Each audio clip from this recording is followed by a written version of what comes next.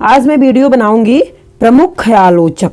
ठीक है, प्रमुख ख्यालोचक पर वीडियो मैं बनाऊंगी। आचार्य रामचंद्र शुक्ल, ठीक है, 1884 से लेकर 1941 तक इन्होंने क्या क्या किया वो देखते हैं हम। रामचंद्र शुक्ल हिंदी के सर्वश्रेष्ठ एवं सर्वाधिक विश्वसनीय आलोचक हैं, ये रामचंद्र शुक्ल जी। ठीक है, अब यहाँ है, उन्होंने हिंदी आलोचना को गुण दोष कथन की रूढ़ियों से उठाकर उसे अंतर्राष्ट्रीय स्तर प्रदान किया है। इसके लिए उन्होंने भारी तैयारी भी की है, जिसमें शब्दकोश हिंदी शब्द सागर का निर्माण करने की प्रक्रिया में वे हिंदी भाषा और स्वरूप के मर्मज्ञ बने। ठीक है, उसकी भूमिका लिखने की प्रक्रिया में उन्होंने हिंदी साहित्य का प्रथम वैज्ञानिक इतिहास, तो ये हिंदी साहित्य का इतिहास है, यहाँ का प्रथम वैज्ञानिक एक मिसप्रिंट हो गया है। ठीक है, तो हिंदी साहित्य का इतिहास 1929 में लिखा था। ठीक है, 1929 में इन्होंने हिंदी साहित्य का इतिहास लिखा हुआ है। विदित है कि हिंदी साहित्य का इतिहास मूलतः हिंदी शब्द सागर की भूमिका के रूप में लिखा गया था। मनोविकार संबंधी निबंध लेखन मानव मन के जानने की प्रक्रिया है, जिनसे रामचंद्र शुक्ल ने कवि की मानसिक प्रवृत्ति का विश्लेषण किया। मनोविकारों के अध्ययन के ही आधार पर उन्होंने भारतीय और पाश्चात्य काव्य शास्त्र पर विचार किया। ठीक है, अपने पर्यवेक्षण और अध्ययन के निष्कर्षों पर उन्हें बहुत भरोसा रहता था। प्राचीन या नवीन किसी से भी अभिभूत होना उनके स्वभाव में नहीं था। शुक्ल जी के चिंतन को प्रभावित करने में जर्मनी के प्राणी शास्त्री हेकल की एक पुस्तक का भी हाथ मालूम पड़ता है। शुक्ल जी ने इसका अनुवाद विश्व प्रपंच नाम से किया है। यह आदि भौतिक विचारों का प्रतिपादक ग्रंथ है। शुक्ल जी ने इस अनुवाद के लिए लगभग 150 पृष्ठों की लंबी भूमिका भी लिखी। कहने का तात्पर्य यह है कि शुक्ल जी ने विज्ञान की पर्याप्त जानकारी प्राप्त करके वैज्ञानिकता अर्जित की है। इस अर्जित युग बोध का उपयोग उन्होंने समालोचना में किया। आधुनिक दृष्टि हिंदी भाषा साहित्य का इतिहास, मनोविकारों का विश्लेषण और देश प्रेम सब उनकी युगांतरकारी समालोचना क्षमता में घुले मिले हुए हैं। ठीक है, शुक्ल जी ने हिंदी समालोचना में प्रमुखतः 2 काम किए। एक, प्राचीन काव्य शास्त्र की पुनर्व्याख्या करके उसे फिर से रचनात्मकता के लिए संदर्भवान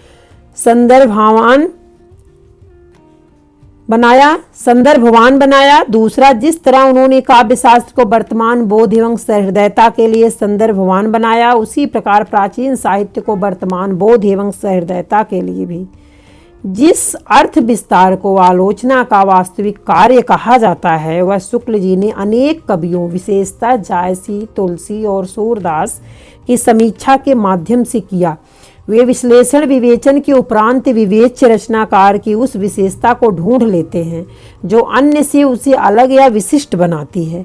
उन्होंने तुलसी को लोक मंगल का, सूर को जीवनोत्सव का, जायसी को प्रेम की पीर का कवि कहा है। तुलसी और सूर पहले से ही लोकप्रिय थे। शुक्ल जी ने उनके काव्योत्कर्ष को परीक्षित और प्रमाणित किया। दूसरे, अपनी व्यवहारिक आलोचना की प्रक्रिया में उन्होंने अनेक आलोचना संबंधी अवधारणात्मक पदों को नई अर्थवत्ता से युक्त किया तथा अनेक अवधारणात्मक पदों का निर्माण किया। रस, आनंद, करुणा जैसे शब्दों में उन्होंने नई अर्थवत्ता भरी। लोकमंगल, कर्म, सौंदर्य, गल्प, प्रबंध, प्रसंग, गर्भत्व, शील दशा जैसे पदों का निर्माण किया। इंद्रिय बोध, संवेदन, विचार, वासना, संस्कार, भाव आदि पर मौलिक विचार करके हिंदी काव्य शास्त्र और सौंदर्य शास्त्र की नींव रखी। अब समकालीन साहित्य को वे देखने परखने के बाद ही स्वीकार करते थे। समकालीन काव्य धारा में श्रीधर पाठक द्वारा प्रवर्तित स्वच्छंदतावाद को वे हिंदी का अपना बनाया हुआ मार्ग समझते थे। छायावाद को वे रविंद्रनाथ ठाकुर की कविताओं के अनुकरण पर चलने वाली प्रवृत्ति और चित्रात्मक भाषा शैली तथा लक्षणा का प्रगल्भ विकास मानते थे। छायावादी प्रबंध काव्यों द्वारा उसकी भाव भूमि विस्तार का स्वागत करते थे। छायावादी कवियों में पंत उन्होंने कदाचित सर्वाधिक प्रिय थे। छायावादी कवियों में सुमित्रानंदन पंत जी बहुत प्रिय थे। वे यूरोपीय साहित्य की पर्याप्त जानकारी रखते थे। अपने लेखन में उन्होंने समकालीन विदेशी साहित्य पर निहायत आत्मविश्वासपरक एवं विश्वसनीय टिप्पणी की है। शुक्ल जी के वस्तुनिष्ठ चिंतक थे। वे काव्य के क्षेत्र में आध्यात्मिकता और रहस्यवाद को अनावश्यक एवं हानिकर समझते थे। पंडित हजारी प्रसाद द्विवेदी के अनुसार भारतीय काव्य शास्त्र उनका सुदृढ़ दुर्ग है। उनके सैद्धांतिक निष्कर्षों से मतभेद हो सकता है, किंतु उनकी व्यवहारिक आलोचना परम विश्वसनीय होती है। काव्य में उनके आदर्श रचनाकार वाल्मीकि और तुलसी हैं। कहीं कहीं सामाजिक मर्यादा प्रियता उनके काव्यालोचन में बाधक भी हुई। इसी के चलते वे कबीर के काव्योत्कर्ष की पूरी पहचान नहीं कर पाए। कहीं कहीं सामाजिक मर्यादा प्रियता उनके काव्यालोचन में बाधक भी हुई। मतलब सामाजिक मर्यादा प्रियता जो मतलब सोच समझ के उनको करना पड़ा। इसी के चलते वे कबीर के काव्योत्कर्ष की पूरी पहचान नहीं कर पाए। ठीक है, वो जो है जन लोकनायक कवि थे। ठीक है, शुक्ल जी के सभी निबंध चिंतामणि नाम से 3 भागों में संकलित है। शुक्ल जी के सभी निबंध चिंतामणि नाम से 3 भागों में संकलित है। ठीक है, अब पंडित नंद दुलारे वाजपेयी जी के बारे में हम पढ़ेंगे। 1906 से लेकर 1968 तक में क्या क्या किया इन्होंने। तो शुक्लोत्तर समालोचकों में शुक्ल जी का महत्व स्वीकार करते हुए भी उनसे कुछ महत्वपूर्ण मुद्दों पर मतभेद प्रकट किया। अब पंडित नंद दुलारे वाजपेयी ने हिंदी साहित्य 20वीं शताब्दी में शुक्ल जी के छायावाद रहस्यवाद विषयक विचारों की आलोचना की है। ठीक, वाजपेयी जी के अनुसार स्थूल व्यवहारवाद को निस्सीम बतलाकर और रहस्यवाद की कनकौवे से तुलना कर विद्वान शुक्ल जी ने नवीन कविता के साथ अन्याय किया है। वाजपेयी जी का विचार है कि मनुष्य के अध्यात्म पक्ष का संपूर्ण निरूपण इस प्रकार की कविता की सीमा के अंतर्गत है। रहस्यवाद को कविता के क्षेत्र से खारिज नहीं कर सकते। वे छायावाद के प्रारंभिक और समर्थक थे। उन्होंने छायावाद के आध्यात्मिक पक्ष को स्वीकार करते हुए भी यह प्रकट किया कि छायावाद की मुख्य प्रेरणा धार्मिक न होकर मानवीय और सांस्कृतिक है। उन्होंने छायावाद का संबंध 20वीं शताब्दी की वैज्ञानिक और भौतिक प्रगति से जोड़ा है। वाजपेयी जी मध्यकालीन साहित्य के भी जानकार थे।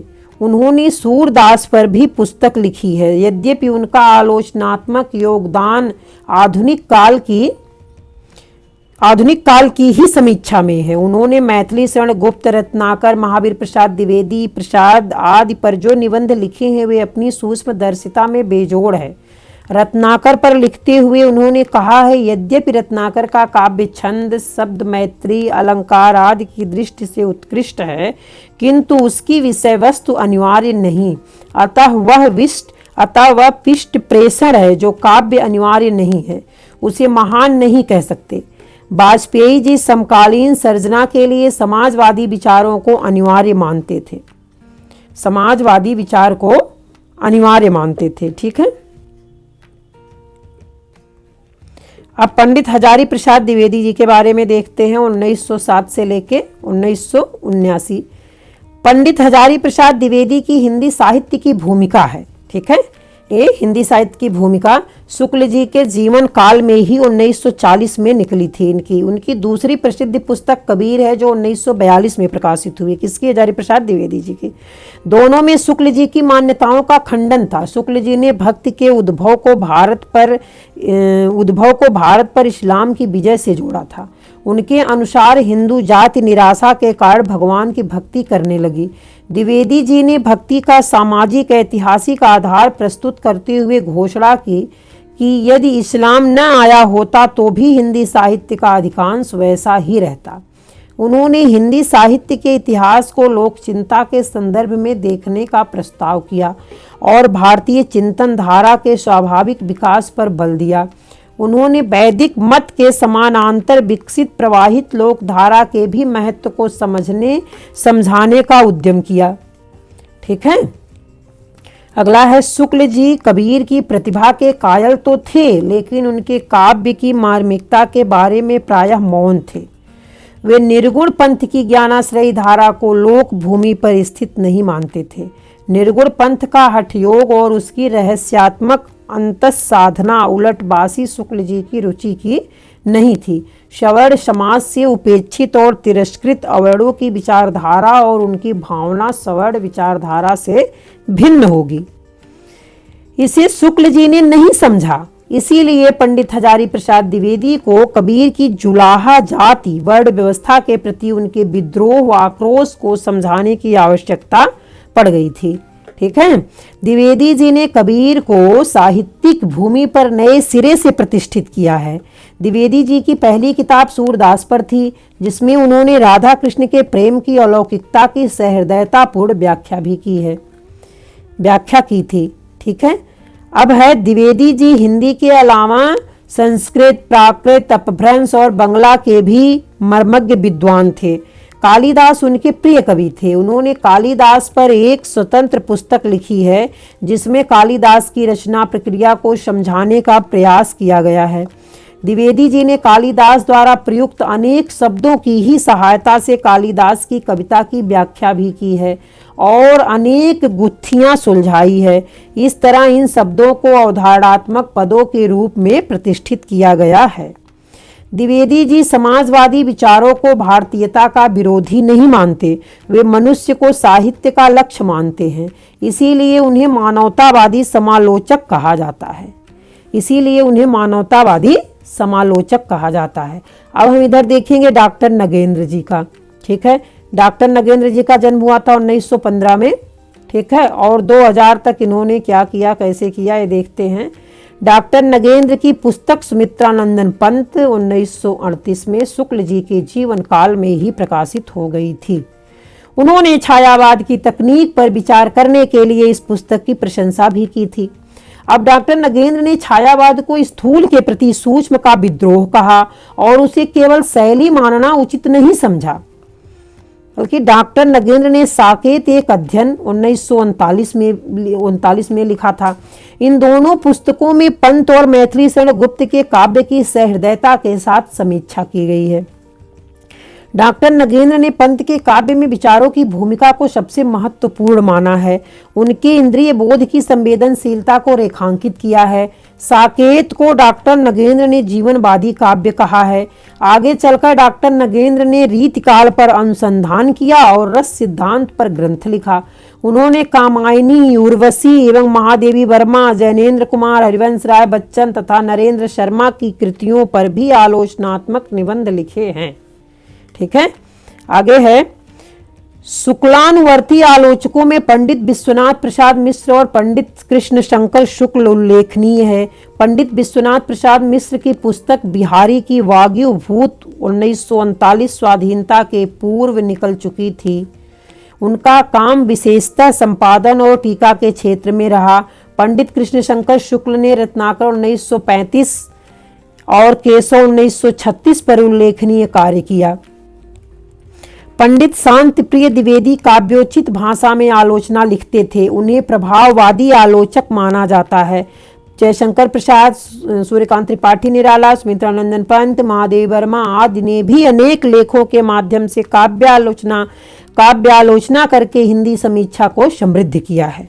ठीक है, अब इधर है, 1936 में प्रगतिशील लेखक संघ की स्थापना के बाद हिंदी में मार्क्सवादी आलोचना का उदय हुआ था।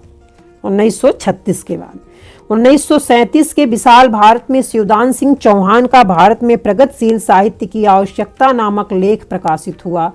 इसमें हिंदी साहित्य की पड़ताल की गई और समय की मांग को ध्यान में रखते हुए प्रगतिशील साहित्य की रचना की आवश्यकता बताई गई है। इस प्रकार मार्क्सवादी आलोचना का उदय 1940 के पूर्व ही हो चुका था। प्रकाश चंद्र गुप्त और डॉक्टर रामविलास शर्मा ने इस धारा को आगे बढ़ाया। प्रारंभ में मार्क्सवादी आलोचना एक प्रकार के निषेधात्मक एवं अतीत विरोध की भावना से ग्रस्त थी। डॉक्टर रामविलास शर्मा मार्क्सवादी आलोचकों के दल में बाद में आए। भारतेंदु निराला और प्रेमचंद्र पर उनकी पुस्तकें स्वतंत्रता के पूर्व ही आ चुकी थी, किंतु उनका महत्वपूर्ण आलोचनात्मक लेखन बाद में सामने आया। काशी विश्वविद्यालय में हिंदी विभाग की स्थापना के साथ ही पाठ्य पुस्तकीय आलोचना का, जिसे अब प्राध्यापकीय आलोचना कहते हैं, उदय हुआ है। इसके प्रवर्तक बाबू श्याम सुंदर दास थे। इसके प्रवर्तक बाबू श्याम सुंदर दास जी थे। उन्होंने पाठ्य पुस्तकों की आवश्यकता की पूर्ति के लिए भाषा विज्ञान आदि नए विषयों पर पुस्तकें लिखी या तैयार करवाई। साहित्यालोचन सैद्धांतिक समालोचना का ग्रंथ है, जिसमें संस्कृत, हिंदी और अंग्रेजी साहित्यालोचना का सुलभ संग्रह है। आगे चलकर इस दिशा में लेखन करने वालों में बाबू गुलाब राय विशेष रूप से उल्लेखनीय है। विश्वविद्यालयों की और हिंदी विभागों में विद्यार्थियों की बढ़ती हुई संख्या को देखते हुए ऐसे कार्य के महत्व से इनकार नहीं किया जा सकता। ठीक है, अब कविता है। कविता के बारे में देखते हैं। इस कालखंड की काव्य धारा की प्रधान प्रवृत्ति को छायावाद की संज्ञा दी जाती है और इसके साथ रहस्यवाद भी जोड़ा जाता है। रहस्यवाद को सामान्यतः छायावाद का एक पक्ष माना जाता है। इस साहित्यिक काव्य खंड के विविध काव्य रूपों पर विचार करने के पूर्व हमने स्वाधीन चेतना और वैज्ञानिक प्रगति से कल्पना का संबंध जोड़ते हुए देखा था कि कल्पना स्थितियों को नए तरीके से संयोजित करती है। कवि चित्त में वह नया सादृश्य विधान उदित करती है।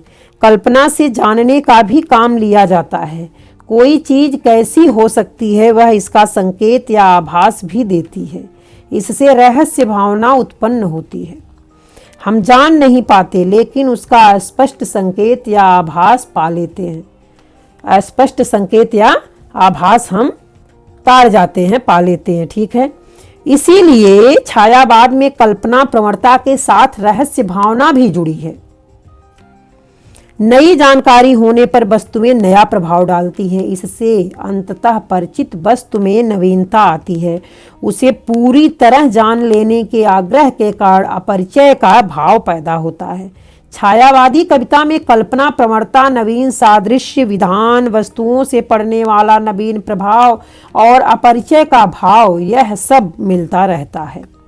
यह समूची काव्य साधना स्वाधीनता संग्राम के युग की ही है। अतएव स्वाधीनता संग्राम के केंद्रीय भाव से जुड़कर ही यह सारी काव्य साधना फलीभूत होती है। इसीलिए छायावाद अपनी सारी कल्पना प्रवणता और रहस्य भावना के साथ शक्ति जागरण और लोकमंगल का काव्य है, जिसमें व्यक्तिगत पीड़ा, दुख और अवसाद भी समाविष्ट हैं। इसके लिए छायावाद ने कविता का रूप बदला, शब्द योजना, छंद, लय आदि में नया प्रयोग किया। ठीक है, छायावादी काव्य में सामाजिकता और वैयक्तिकता दोनों का स्वर था। कालांतर में वैयक्तिक अनुभूति का आग्रह रखने वाले और सामाजिकता का आग्रह रखने वाले कवियों का अंतर स्पष्ट हुआ। यहाँ यह ध्यान रखना चाहिए कि स्वाधीनता की चेतना दोनों प्रकार के कवियों में है। यहाँ तक कि हालावाद भी एक प्रकार की विरोध कविता, ए पोएट्री ऑफ प्रोटेस्ट है। सामाजिकता का आग्रह रखने वाले कवियों में से अधिकांश समाजवादी विचारधारा से जुड़े हैं। इससे 1936 में प्रगतिशील लेखक संघ की स्थापना के बाद प्रगतिवादी कविता का प्रवर्तन हुआ। इस काव्यधारा का विकास आगे भी हुआ। जिन कवियों में कल्पना की प्रवणता नहीं थी, वे पुराने ढर्रे पर ही अर्थात इतिवृत्तात्मक शैली में ही काव्य रच रहे थे। यूरोपीय साहित्य के संपर्क में आए हुए नवीनता के लिए आतुर रचनाकारों को हम 5वें दशक में नई राहों के अन्वेषी के रूप में पाते हैं। अब हम इस कालावधि की प्रधान काव्य प्रवृत्ति छायावाद पर विचार करेंगे। इसकी कविताओं में विश्व युद्ध की विभीषिका और वैज्ञानिकों द्वारा खोजी गई नई विराटता एवं अनिश्चय के समक्ष निराशा और कुंठा का भाव भी सिमट आया है। ठीक है, तो आज का वीडियो जो है यहीं समाप्त हुआ। आगे मैं जो वीडियो बनाऊंगी वो छायावाद पर बनाऊंगी। ठीक है, अब हमारा वीडियो बनेगा आगे। इधर आचार्य रामचंद्र शुक्ल जो प्रमुख आलोचक थे, उनके बारे में आज ये पूर्ण हो गया वीडियो। अब मैं छायावाद में चलूंगी। ठीक है, अब छायावाद पर वीडियो बनेगा। तो आज का वीडियो मैं यहीं समाप्त करती हूँ। अगले वीडियो में फिर मिलूंगी। तब तक के लिए धन्यवाद।